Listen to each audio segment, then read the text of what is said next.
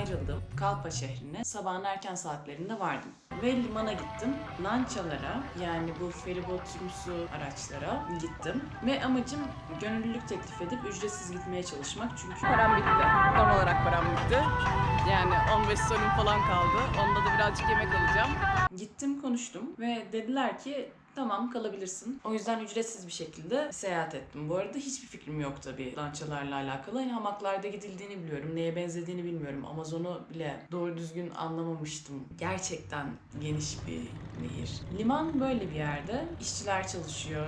Lançalara mal yüklüyorlar. Çünkü Amazonlardaki asıl ticaret bu gemilerle dönüyor. Limanın hemen dibinde bir pazar vardı. Oraya gittim. Domates aldım. Birazcık zeytin aldım. Çünkü biliyorum ki lançalarda az yemek veriliyor. Ama 3 öğün yemek veriliyor. Sonra tekrar döndüm. Ay çok enteresan. Üst kat full tavuk dolu. Alt katında 3'te biri 4'te biri tavuk dolu. Ve insanlar dip dibe yatıyor. Hani ilk defa böyle bir seyahatte gidiyorum ben de. Bir tedirgin oldum açıkçası ilk başta. Zaten hep çanta basarılarak uyudum. Bir tane hamak satın aldım ama hamak çok kötüydü. Bayağı canımı acıtıyordu yani uyurken. Bir yer ayarladım kendime. Ya hani her şeye yabancıyım. Yemek servis edildi. Yemek sıraya giriliyor. Kaplarınızla bekliyorsunuz. Size yemek konuyor. Peskateryanım. O yüzden tavuk yiyemiyorum. Asıl yemekte tavuktu. Zaten tavuk taşıyorlar. Çok basit yemekler verdiler hep. Pirinç haşlama, yağsız tuzsuz. Yanına bir patatesli tavuk yemeği gibi bir şey. Mesela sabah ya da akşam yemeği yulaf çorbası gibisinden bir şeydi. Yulafı kaynatıyorlar. Bayağı şeker koyuyorlar içine. İçiyorsun. Yanında da 3 tane küçük ekmek veriyorlar şöyle şöyle. O şekilde bir 5 gün geçirdim. 3. günden sonra herkes sıkılmaya başlıyor. Herkesin gözünde boş boş bakışlar görmeye başladım. Böyle insanlar birbiriyle konuşmaktan sıkılmışlardı. Ben de oraya gittiğim andan itibaren bileklik yapmaya başladım. Mesela bunu da oradaki yaptığım bilekliklerden arta kalanlarla yaptım. O yüzden çocuklarla iletişim kurmuş oldum. İşte başka çocuklar da istedi, onları da yaptım.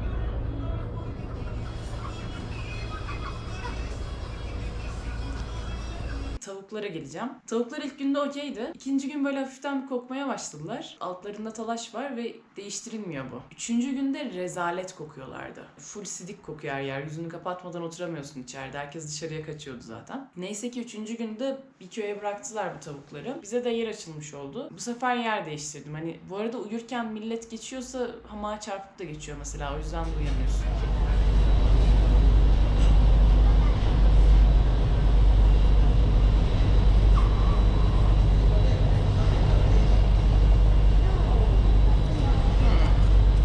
Lanç'a giderken 5 gün boyunca durmadan gitmiyor. Bazı yerlerde duruyor, bazı yükleri bırakıyorlar, bazı yükleri alıyorlar, bazen yolcu iniyor biniyor. Durduğu sırada eğer zaman varsa belki bir 5 dakikalığına bir markete gidip gelinebilir ama genelde o kadar olmuyor. Ama zaten satıcılar geliyor. Böyle komposto gibi şeyler satıyorlar poşetlerde ya da onları donduruyorlar, buz şeklinde satıyorlar. Tatlılarını falan satabiliyorlar.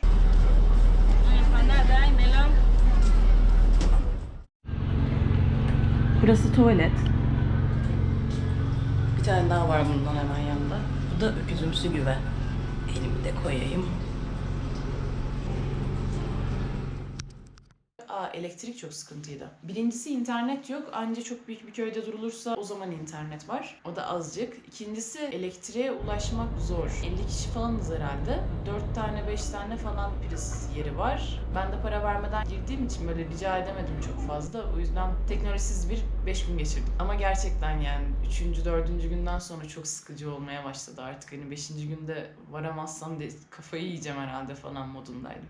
Rahatsız ama bir yandan da bir şekilde kendimi güvende hissettiğim bir yerde. Bu tanıştığım çocuklar, onların aileleri gerçekten iyi insanlardı. Mesela en çok oynadığım 2 tane çocuk vardı. Geliyorlardı, soru soruyorlardı. İspanyolcam da kötü, hani o kadar konuşamıyorum. Bir de bir tane daha vardı büyük olan. O da 11 yaşındaydı. Mesela hemen bilekliği öğrenmeye çalıştı. Öğrendi de ciddi bir derecede. Sonra ona ipler verdim. İlk defa hediye alıyorum dedi. O yüzden böyle bayağı bağ kurmuş hissettim ve ayrılırken hani her ne kadar o lançadan artık inmeyi istiyor olsam da üzülerek ayrıldım. Ve sonunda da Ikitos'a vardık zaten. Onu da sonraki videomda anlatacağım.